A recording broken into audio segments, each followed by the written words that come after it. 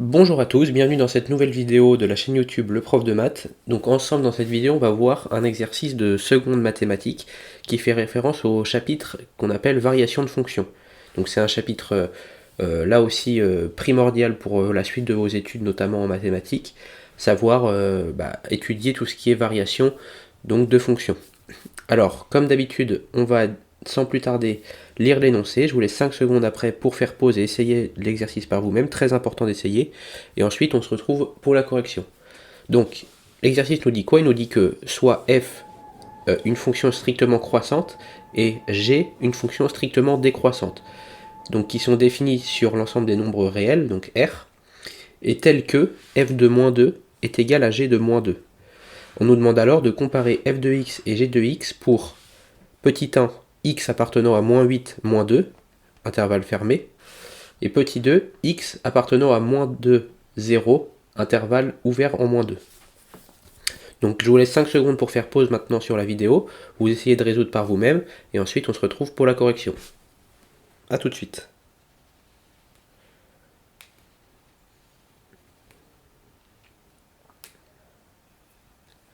Donc correction de l'exercice, là on nous demande en fait tout simplement de comparer deux fonctions, de savoir à quel moment l'une est au-dessus de l'autre ou l'autre est en dessous de la première.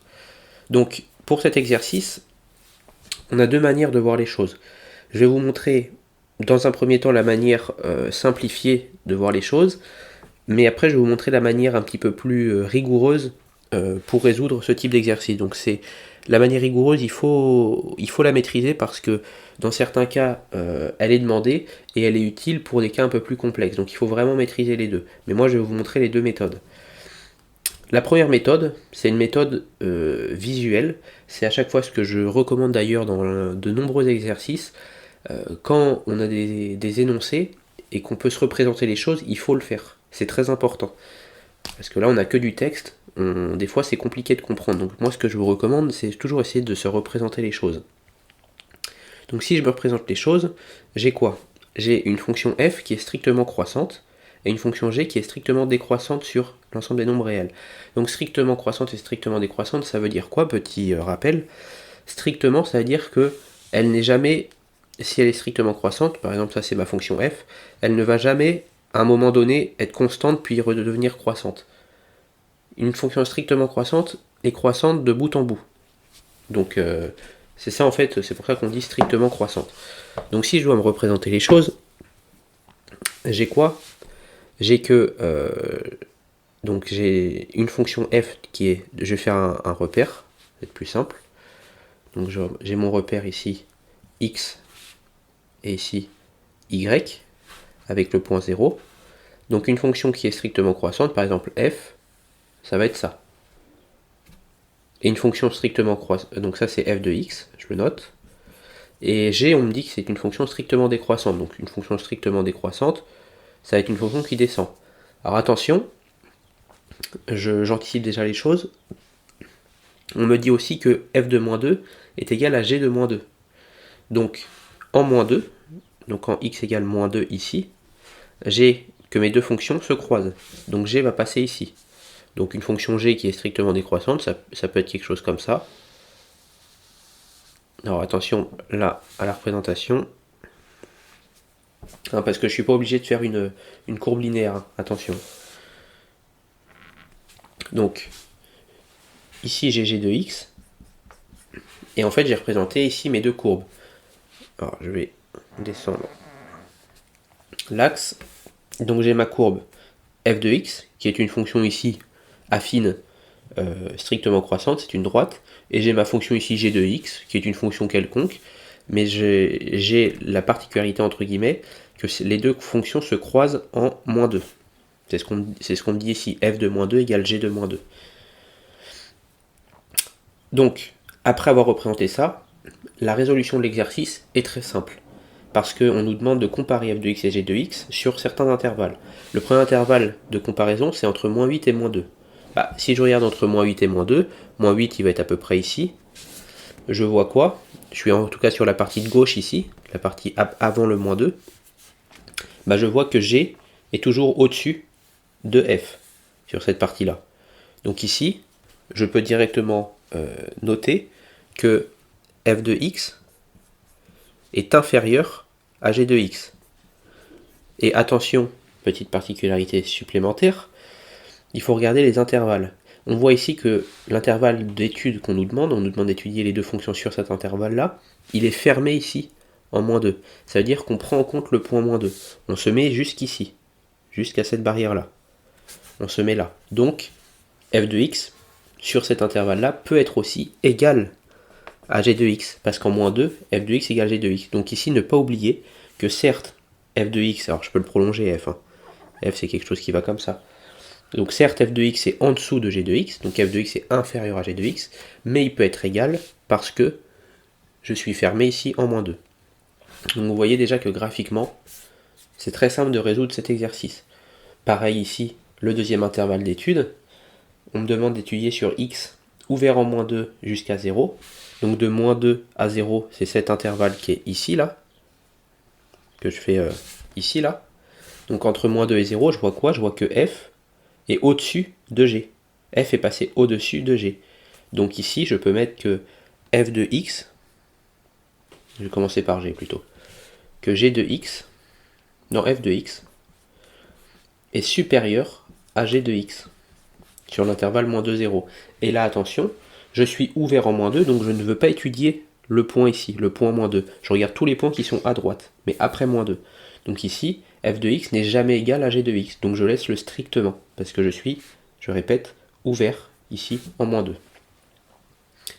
Donc vous voyez que d'un point de vue graphique, cet exercice est très simple.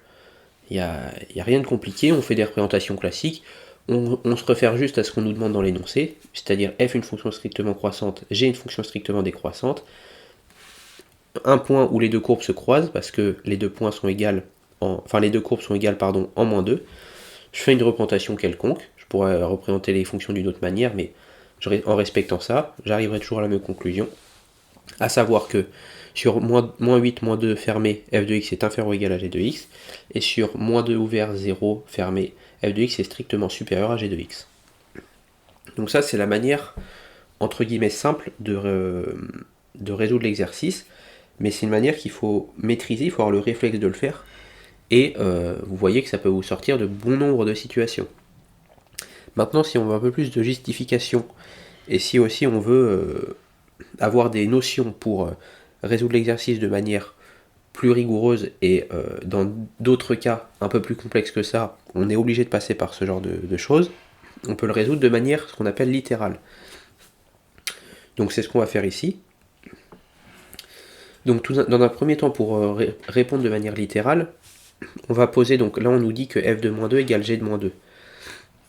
Donc ici on nous dit que, je répète, f de -2 est égal à g de -2. Et bien ça, on va dire que c'est la valeur, on va l'appeler k. C'est une valeur, la valeur des points en f égale -2, en f de -2 pardon, et en g de -2. Donc ici, en fait, c'est cette valeur-là. Je vais l'appeler k. Donc c'est l'ordonnée en -2 de f et de g. Ayant posé ça, qu'est-ce qu'on sait? On sait que f est strictement croissante, donc ça je le note comme ça, mais strictement croissante sur R. Sur R. Alors je vais tracer juste un trait pour bien séparer et bien montrer à quel moment on résout de manière littérale. Donc je sais que f est strictement croissante sur R. Comme f est strictement croissante sur R, je sais que f de x est inférieur ou égal à f de -2. Bah oui. Pardon. Là, je suis bien évidemment sur cet intervalle-là. Donc sur x appartenant à -8, -2, je sais que f de x est toujours inférieur à f de -2. On le voit ici. Si notre intervalle, je vais le noter en rouge pour un peu plus, si on travaille sur cet intervalle ici, l'intervalle en rouge -8, -2, bah je vois que f de x qui est ici, il est toujours inférieur au point ici qui est f de -2. Ici, je rappelle, ça c'est f de -2. et c'est g de moins 2. Donc sur cet intervalle-là, l'intervalle qui va de ici à ici, je vois que f de x est toujours en dessous de f de moins 2. Ça veut dire quoi ça? Ça veut dire que f de x est toujours inférieur ou égal à k. Parce que k, c'est f de moins 2, on l'a posé ici. Autre chose, par strict maintenant décroissance, on sait que g est strictement décroissant sur r. Alors je vais faire des petits bullet points. On sait que g est strictement décroissant sur r, ça veut dire quoi?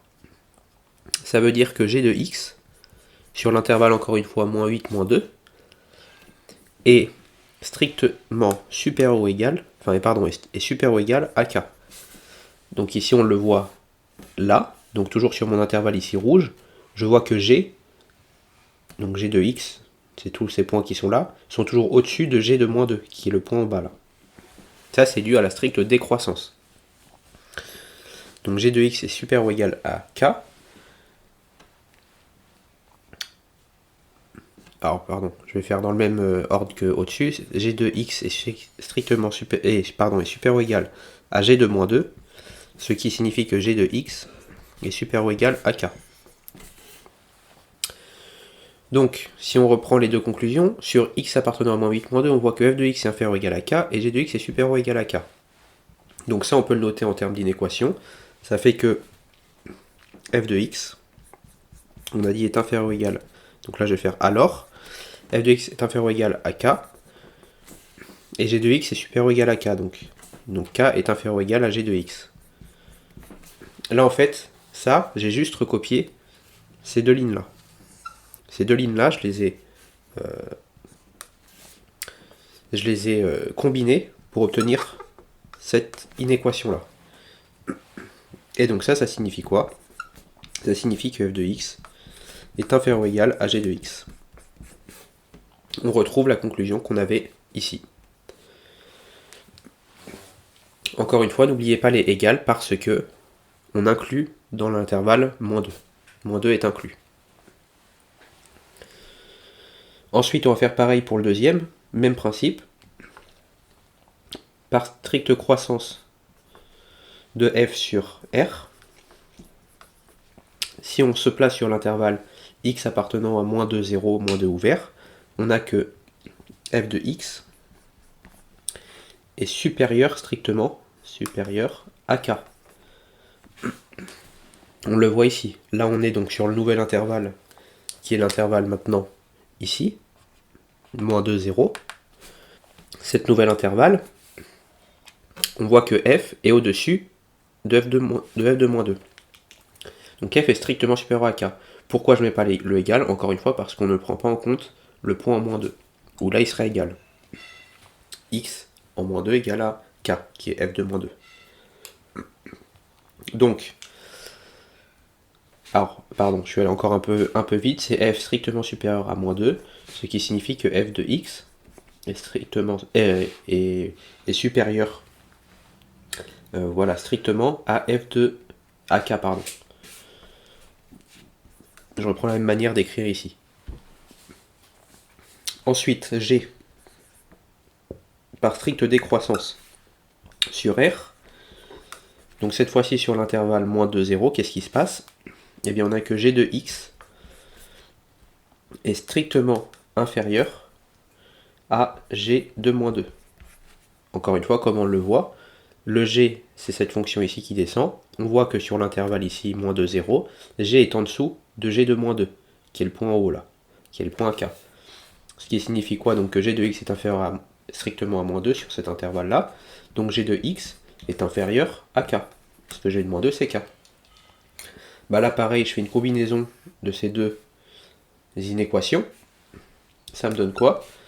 Ça me donne que g de x est inférieur à k, c'est ce qu'on a ici, et k qui est inférieur à f de x. F de x est au-dessus de k.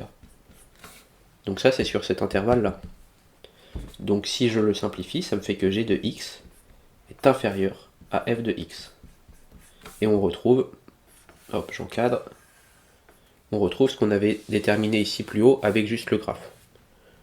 Donc voilà, je vous ai présenté les deux manières de répondre à cet exercice. c'est bien de savoir se le représenter graphiquement, et ça vous permet, vous voyez, de le résoudre de manière très rapide. Maintenant, des fois, on vous demande de le développer et de le résoudre de manière littérale avec des vraies démonstrations, entre guillemets. Et là, vous devez passer par ces rédactions. Donc j'espère que cet exercice vous aura plu. Comme vous êtes arrivé à la fin de la vidéo, je vous propose donc en premier lien dans la description, vous avez une formation de 4 vidéos offertes, donc sur le programme de seconde mathématiques.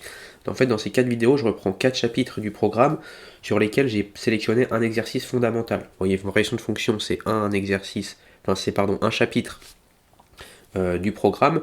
Moi, j'ai sélectionné donc 4 chapitres dans cette formation de 4 vidéos offertes, et dans chacun de ces chapitres, j'ai sélectionné un exercice clé que vous devez maîtriser. Et donc, pareil, même méthode, je lis l'énoncé, et après je vous apporte mes corrections avec mes explications. Donc n'hésitez pas à aller checker ça si vous souhaitez approfondir vos connaissances en seconde et continuer à vous améliorer. Ces premiers liens, c'est gratuit. Et si vous souhaitez aller plus loin, j'ai une formation complète sur le programme de seconde mathématiques qui se retrouve sur mon site internet leprofdemath.com, pareil en description, où là vous retrouvez vraiment tous les chapitres du programme. Variation de fonction, c'est un de ces chapitres, vous l'avez dans la formation. Donc la formation se décompose en 15 modules, chaque module c'est un chapitre du programme, donc variation de fonction fait partie des modules, et dans chacun des modules, vous avez une vidéo de cours qui vous résume les essentiels du cours à savoir. Donc là je vous ai mâché le travail, vous avez juste à regarder la vidéo et à savoir ce qu'il y a dans cette vidéo, et ensuite vous avez une série d'exercices pour vous entraîner à vous améliorer dans chacun des modules. Donc en général, c'est entre 8 et 9 exercices, des fois il y en a plus, des fois il y en a moins, mais à chaque fois j'ai sélectionné un maximum d'exercices pour balayer un maximum de cas de figure potentiels. Et donc j'ai fait exprès d'avoir la formation qui est plus concentrée sur les exercices, parce qu'en mathématiques, si on veut s'améliorer, il faut surtout pratiquer. Donc n'hésitez pas à aller regarder ça si ça vous intéresse. Merci de votre attention, je vous souhaite plein de réussite dans ce merveilleux monde que sont les mathématiques, et je vous dis à bientôt dans une prochaine vidéo. Salut à tous.